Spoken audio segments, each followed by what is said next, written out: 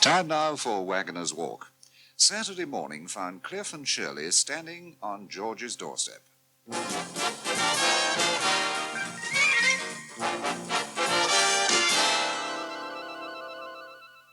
Ring the bell then, Shirley. Why me? Well, hell on earth, it's your money, isn't it, strictly speaking? Kath was your mother. I'm only along for the ride. Oh, yeah, you're the one who's just half dragged me across the road, and I've got different colour makeup on my eyes still. All right, I'll ring the bell then. No, Cliff, not yet. What? Well, give me a second to get me breath back. Oh, come on, darling, don't chicken out now. I'm not. I'm not quite sure how to handle it, that's all. I can't just march in there and hold up my hand and say, where's my cheque, can I? Well, of course you could. Well, I'm not going to. You're entitled. Not legally. Morally, then, Oh. morally, and George has admitted as much. Well, he did it again this morning to Ramesh. He said half the money's Shirley's. Yeah, right? OK, Cliff, I'm not arguing about that. All I'm saying is it's Mum's estate, and I'm not going to turn it into some awful kind of free-for-all, that's all. Let's give a bit of dignity, shall we? Oh, what are we going to do then? Sing 3 verses of God Save the Queen and then ring the bell? Ha-ha. Look, relax and ring that flaming bell. Sit down, both of you. Oh, Good to George. see you. Thank you. Fancy a glass of sherry? Oh, I wouldn't say no, George. Cliff? Any beer? Oh, sherry's all I've got, I'm afraid. But it is quite pleasant. Oloroso, Spanish. Oh, that'll be great. 3 sherries, then. Thanks, George. Oh, no, not again. Shut that door for me, Cliff, would you? Oh, sure. It's Manji. Yeah. He seems unable to survive without that going on all the time Oh, with background music. There you go then, George. That's better. I'm sure it's a deficiency in me, but I don't find that kind of music very harmonious at all. Doesn't seem to go anywhere, if you see what I mean. Still, I dare say I shall get used to it. Here's your drinks. Oh, diolch yn fawr. Thanks, George. I believe I've got a packet of crisps somewhere. Oh, don't bother, George. Not for me. No, anyway. me, thanks, George. Well, just say if you change your minds. Yes, We of will. course. You're looking very smart this morning, Shirley. Oh, you mean my eyes? Well, it's No, I didn't mean the eyes, tell you the truth. I think the two-tone effect is a little avant-garde for me. No, I meant the blouse and skirt. Most attractive. I don't think I've seen them before. Oh, well, I hardly ever wear them, actually. She's wearing them for Herald on Monday, first day in a new job. Yes. Today's the kind of trial run. I'm sure they'll go down very well. Well, they'll have to. She can't afford to buy anything else. Cheers. Cheers, George. Cheers. I've got something for you, too. Oh, yeah. Well, I made it up to Shirley, but it's for the 2 of you, really. Here you are, my dear. Forgive the bank envelope. Thanks, George. It's all yours. I hope you have a lot of fun with it. Well, shall I open it now? Go ahead. I was going to drop it in this afternoon on my way to visit Arthur Tyson. It's Kath's money, isn't it, George? Well, I knew it had arrived. I was doing some shopping at Patel's and Ramesh told me. I might have known he couldn't keep a secret. Yeah, we was just as excited I'm as afraid I am. don't understand. Sorry, Shirley? This is made out for £250. That's right. 250 quid? But surely that's not Not what, Shirley?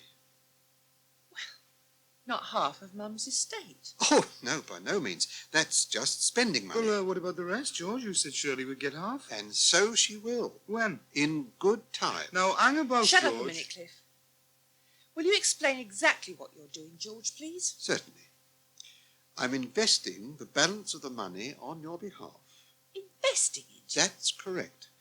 I shall ensure that we build up a balanced portfolio for you. But that's which for me to decide, isn't it, what I do with my money? I'm over 21, you know. But how much of it would you invest? Not a great deal, I fancy. We are responsible people, George. Are you?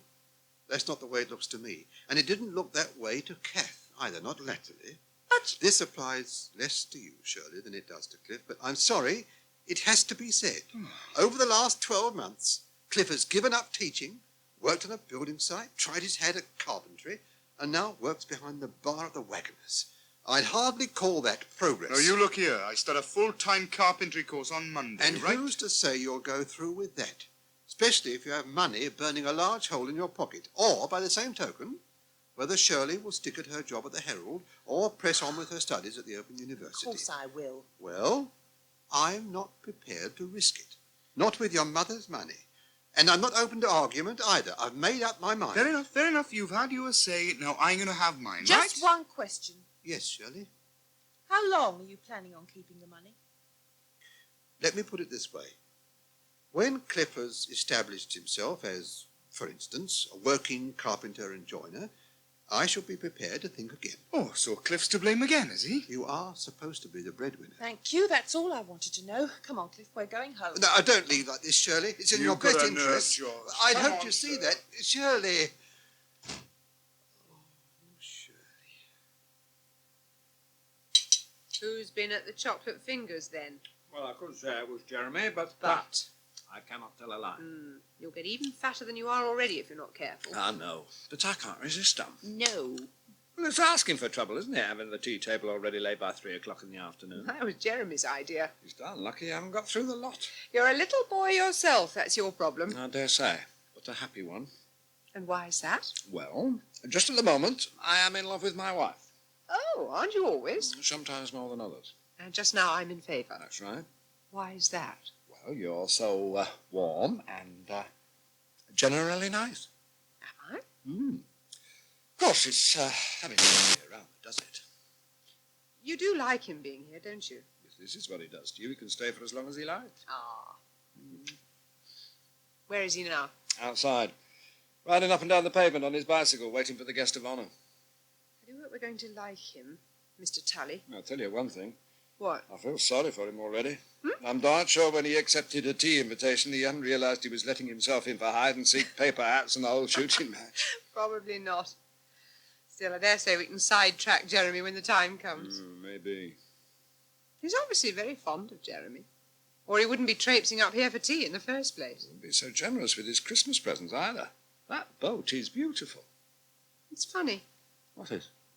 Peter gets involved with such unexpected people. He always has. Still, Jeremy obviously dotes on Mr Tulley. Sees him as a grandfather figure, I expect. Very Freudian. Jeremy's got a grandfather. Very unlikely. Ah, yes, but let's face it. Almost anything's an improvement on Arthur. Ah, barley sugars. Thank you, George. Don't mention it. People are often so thoughtless with their presents. Mrs. Tandy brought me some chrysanthemums in a pot. You'd think she'd know by now what the pollen does to my sinuses. Yes. Not to mention the loss of oxygen. And he has this obsession about fresh air. Wanting to open windows all the time. Even tried to get me to go with him this afternoon. To the Heath. In January. I told him he was out of his mind. Oh, dear. I'm a sick man. It's too cold for me outside. It is cold, isn't it? Fairly nippy, yes. I see by your face you're looking all pinched. Oh, I don't think that's the weather, Arthur. I think that's a combination of too many patels for too much of the time. And a barney I had with Cliff and Shirley this morning. Oh, that's unlike you, George. You're the most amenable of men. Only up to a point, Arthur. However, in this case, I am beginning to wonder if perhaps I went too far. It's Kath's money, you see. Well, what about it? It's come through, and Cliff and Shirley arrived at the house this morning anticipating I'd let them have the half share I promised them was theirs. And I didn't. I just gave them a couple of hundred on account and told them I'd invest the rest till Cliff pulled his socks up and started to do some real work for a living. Quite right, too. Well, yes. On the other hand, it is a little hard on Shirley. But I owe it to Kath to ensure that the money isn't used in a counterproductive way. My dear chap, I applaud your actions entirely. Cliff and Shirley didn't. Oh, it's a feckless generation. Peter's the same. Their noses were very much out of joint. Throwing up a career at Abercrombie's. And for what? To play General Dogsbody here at home. Oh, no sense in it. None at all. What they need is firm handling. Oh, so you think I should stick to my guns? Huh? Oh, yes, my dear chap, absolutely.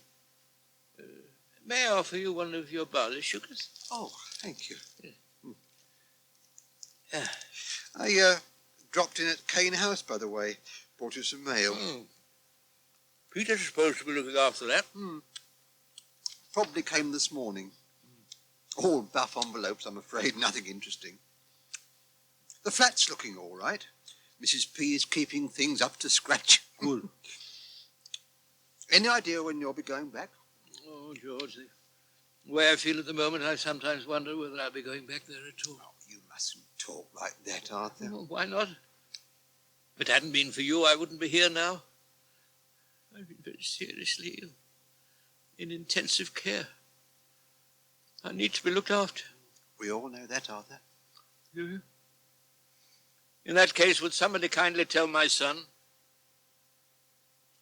Shh! They'll never find us in here, Mr Tulley. No, I don't suppose they will. It's ginormous, isn't it? Those are all Mummy's dresses. It's the biggest wardrobe I've ever seen. Here, she won't mind us hiding in here, will she? No, it's only the freezer plant that's out of bounds. In case we shut ourselves in a freezer or something and turned into snowmen. Ah. Shh! She's coming. She's nice, isn't she? Very nice. To tell you the truth, I was a bit shy about meeting her this afternoon. Were you? Why? Oh, I don't know. I haven't had many dealings with ladies that own restaurants. Oh. I wasn't sure how I would get on. You're not shy with her now, though, are you? Oh, no, not now. 'Cause she likes you.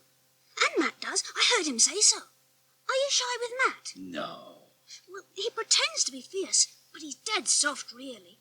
He's very nice. And Rob is. And Bill is. Oh, and Alexis. He's teaching me to play pontoon. That's a game for grown-ups. Fang Tion. Can you play it? Yes, I've played once or twice in my time. Everybody's nice here, really. Don't answer. Mum's the word, eh?